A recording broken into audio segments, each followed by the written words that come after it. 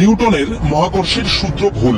একটি ছাড়া গতি প্রসঙ্গে নিউটনের আবিষ্কৃত দুইটি সূত্রের একটি অসম্পূর্ণ এবং অপরটি শুধুই কাল্পনিক যুক্তি মাত্র, এমন দাবি বাংলাদেশের পঞ্চগড়ের এক বিজ্ঞানীর।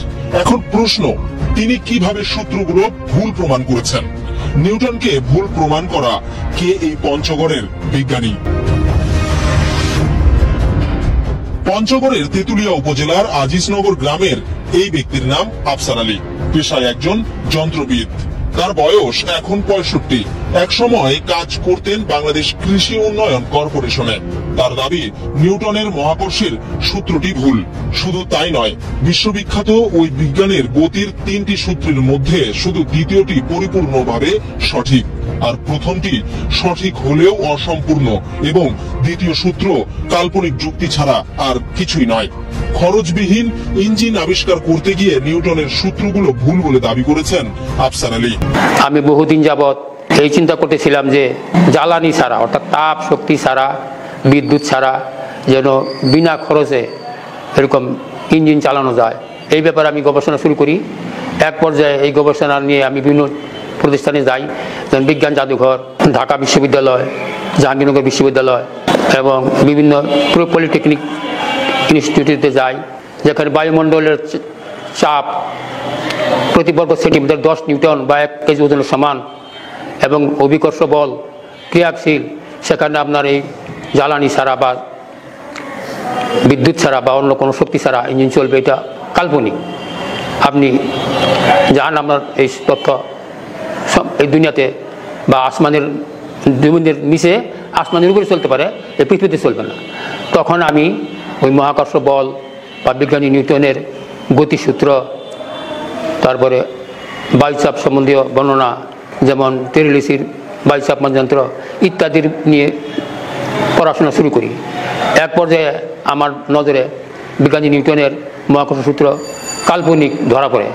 বিজ্ঞানী নিউটনের গতিসূত্র প্রথম সূত্র সঠিক, কিন্তু এটা অসম্পূর্ণ মনে হয়, কারণ এটাতে বল প্রয়োগ না করলে স্থির বস্তু স্থির এবং গতিশীল বস্তু সুষম গতিতে সরল পথে চলতে থাকে। এখন এই বাহ্যিক বল প্রয়োগ করতে হবে। এই বাহ্যিক বলটা কিভাবে প্রয়োগ হবে, কে প্রয়োগ করবে, কোথেকে আসবে, এইটার সূত্রে দেওয়া নাই। এই জন্য এটাকে আমি অসম্পূর্ণ মনে করতেছি। আর 2 নম্বর সূত্র, বস্তুর ভর বেগের পরিবর্তনের হার প্রযুক্ত বলের সমানুপাতিক, বল যে দিকে ক্রিয়া করে সেই দিকে বস্তুর সরণ ঘটে। এই সূত্রটা পূর্ণতা পেয়েছে এবং এটা সঠিক। আর 3 নম্বর সূত্রটাও যুক্তিমাত্র, কাল্পনিক, এটা যুক্তি। প্রত্যেক ক্রিয়ারই একটি ঘর্ষণ অথবা বাধা অথবা প্রতিক্রিয়া আছে। বাধা, ঘর্ষণ, বাধা, প্রতিক্রিয়ার সমান হলে বস্তু স্থিতিশীলতায় ফিরে পায়। এইটাই হলো তৃতীয় সূত্রের আমার কাছে ব্যাখ্যা।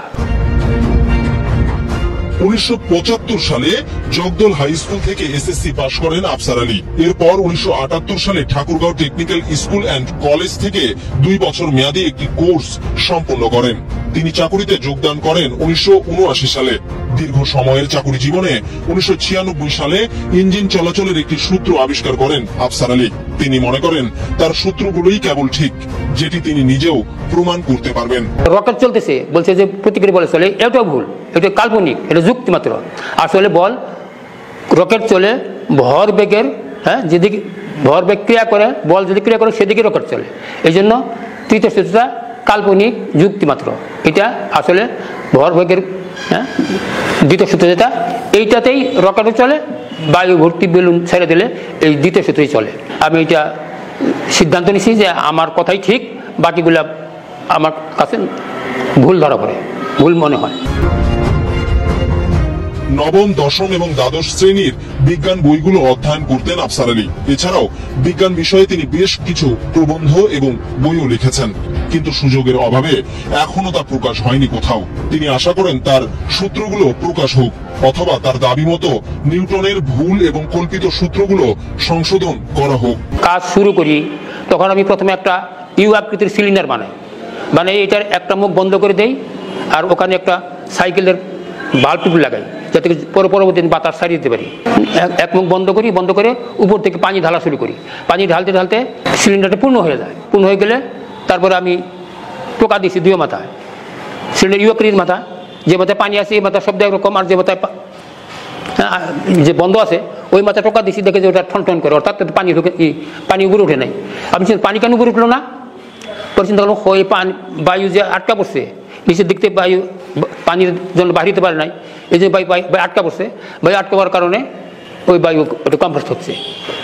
পরে যখন আমি ভাল্ব ছেড়ে দিছি, বাতাস ছেড়ে দিছি, তখন এই দিকের পানি ধ্রিম করে নিচে পড়ছে, আর ওইটা বায়ু ফুস করে বাইরে গেছে। এইটা আমার ব্রেনের মধ্যে ধরা পড়লো যে এই যে পানিটা ধ্রিম করে নিচে পড়লো, এটা একটা শক্তি। এই শক্তিটাকে আমি কিভাবে কাজে লাগাই? এই শক্তিটা যদি কাজে লাগালে তাহলে আর ডিজেল, পেট্রোল বা জ্বালানি লাগবে না। এটা পরীক্ষা করছেন। ধরুন আমি প্রায় 30 বছর এই যে 5-6টা ইঞ্জিন, অর্থাৎ ছোটো ছোটো ডিজেল ইঞ্জিনগুলা আমি কিনছি, কিনে এটা কাজ করছি। এতে আমার লক্ষ লক্ষ টাকা খরচ হয়েছে যখন আমার যোগ্যতা ছিল। এরকম করতে করতে আমি এখন নিশ্চয় হয়ে গেছি, এখন আমার যোগ্যতা হারিয়ে ফেলছি। এখন চাচ্ছি যে আমার তথ্যগুলো প্রকাশ করার কারণে এইটা যদি যারা বিজ্ঞ বিশেষজ্ঞ তারা যদি বুঝে যে সূত্রটা সঠিক এবং এর দ্বারা এই ইঞ্জিন উদ্ভাবন করা সম্ভব, এটা যদি পরীক্ষা নিরীক্ষা তারা সূত্র পরীক্ষা নিরীক্ষা তারা যদি বুঝে, তাহলে হয়তো তারা একটা সহযোগিতার প্রচেষ্টা চালাতে পারে। আর সহযোগিতা পাইলে ইনশাল্লাহ আমার ইঞ্জিন গবেষণা আমি চালিয়ে যেতে পারবো।